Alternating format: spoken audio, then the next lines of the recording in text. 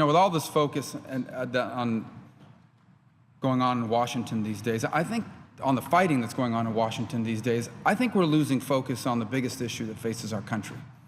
And that's the pervasive and growing sense that we're losing control of our country, that we're losing the American dream.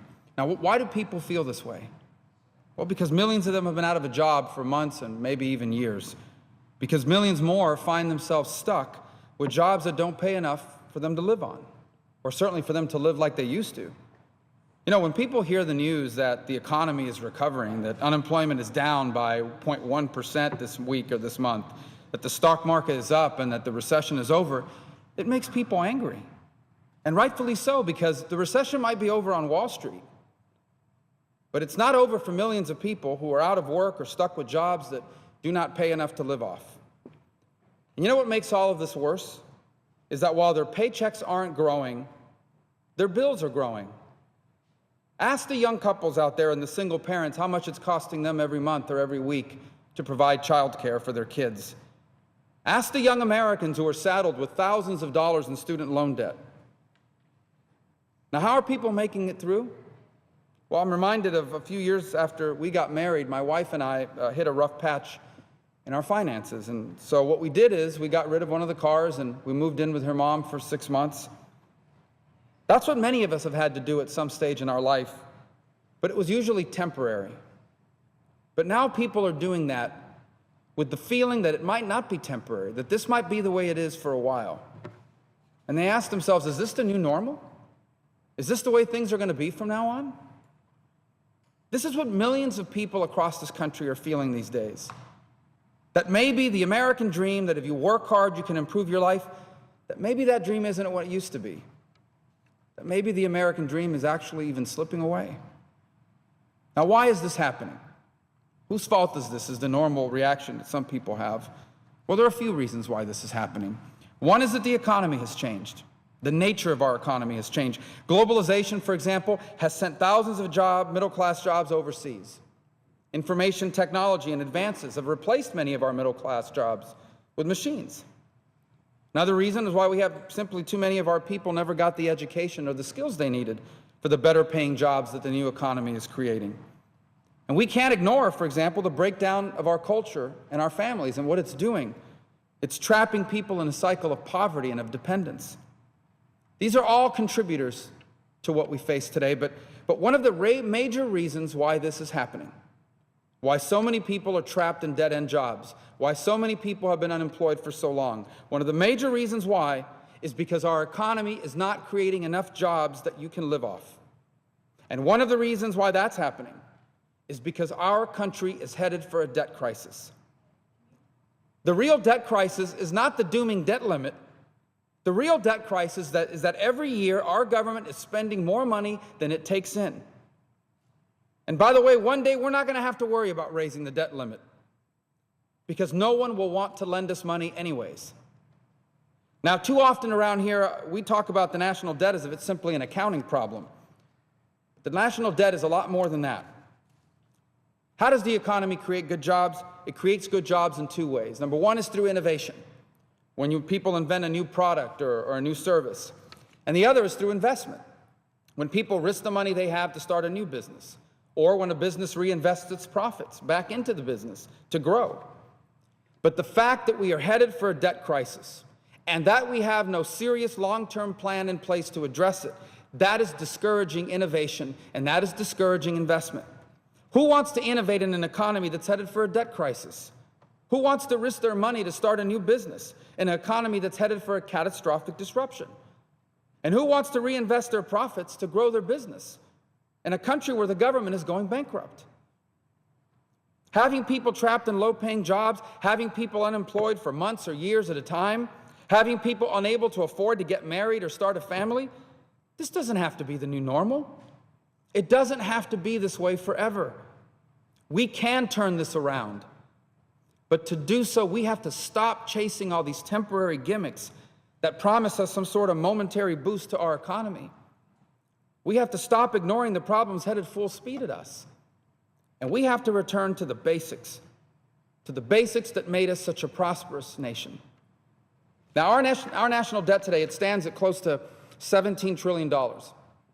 In the last 5.5 years alone, it's grown by over $6 trillion.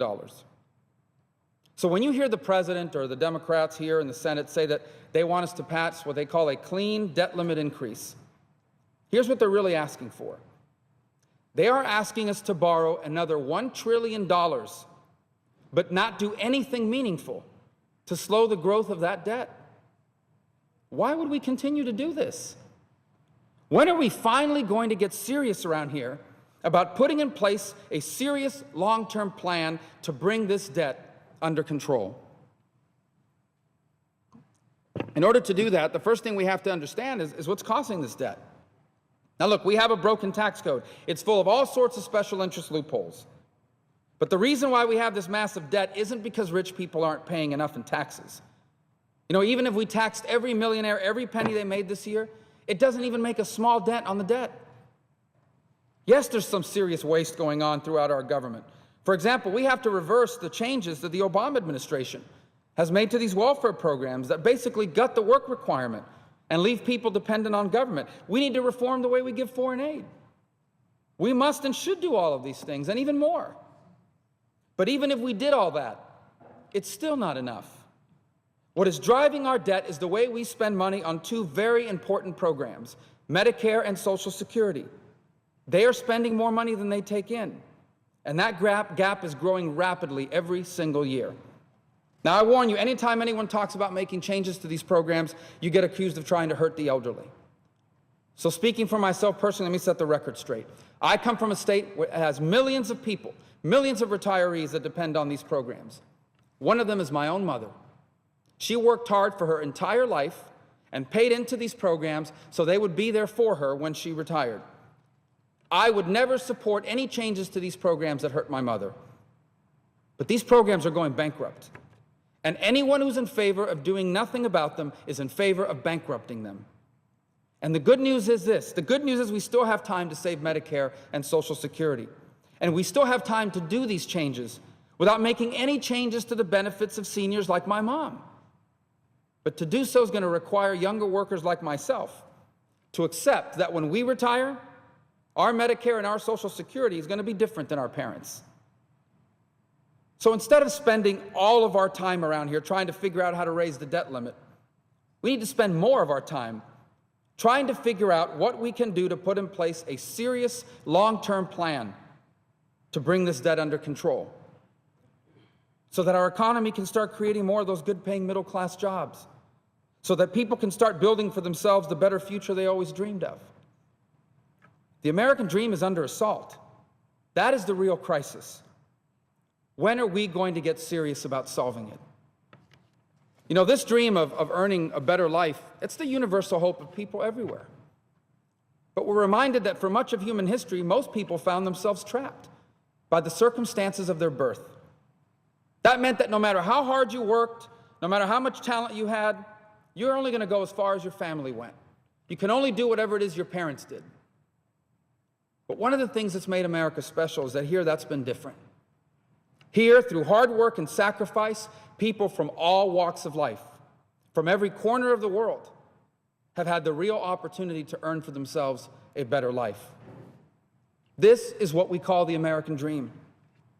As Americans, that's our identity.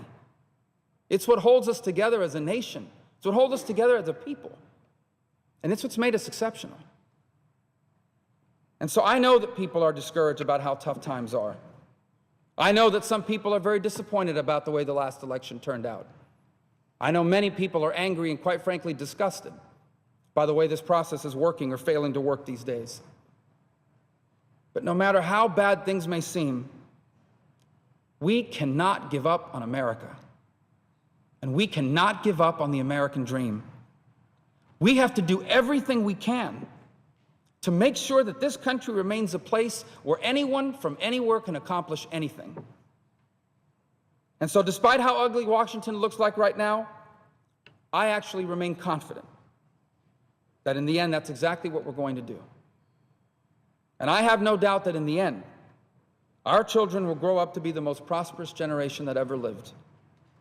And I know that despite all the challenges we face right now, when all is said and done, I believe with all my heart that we will still go down in history as the generation that saved the American dream and that left for our children what our parents left for us, the single greatest nation in the history of the world.